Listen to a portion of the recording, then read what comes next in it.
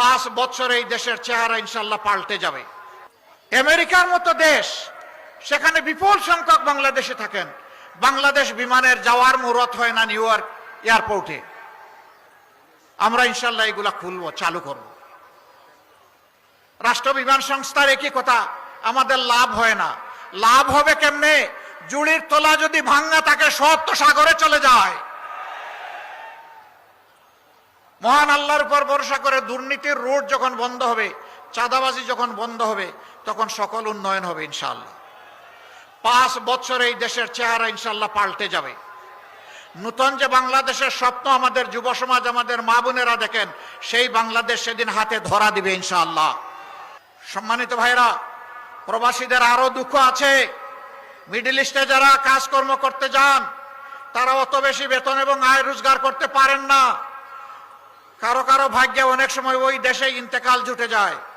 এই লোকটি যখন ইন্তেকাল করে, তখন তার লাশ নিয়ে ঠেলা ধাক্কা শুরু হয়ে যায়। কেন? তাকে বলবেন রিমিটেন্স যোদ্ধা, আবার সে ইন্তেকাল করলে তার কোনো অভিভাবক থাকবে না, তা আমরা মানতে রাজি নই।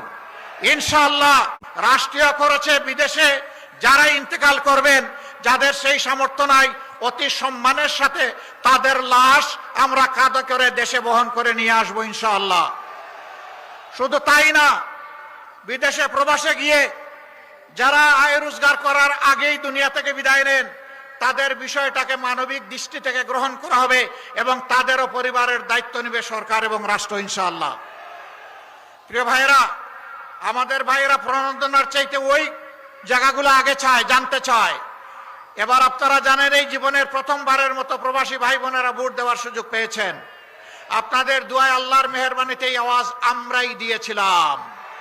অনেকে তার বিরোধিতা করেছিলেন, অনেকে বলেছেন প্রবাসীদের আবার ভোটের দরকার কি, ওরা বিদেশে যাবে, রুজি করবে, পরিবারকে টাকা পাঠাবে, দেশকে রিমিটেন্স দিবে, এর বাইরে তাদের আর কি আছে? লজ্জা! আমাদের ভাই বোনদেরকে অপমান করা হয়েছে।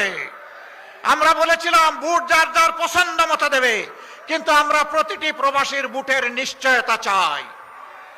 সরকার শেষ পর্যন্ত আমাদের দাবি মেনে নিয়ে আলহামদুলিল্লাহ বাস্তবায়ন করেছে। এবার যদি সবার ভোটার নাও হতে পারে, ভোট নাও দিতে পারে, দরজা খুলেছে, আগামীতে নিশ্চিত হবে ইনশাআল্লাহ।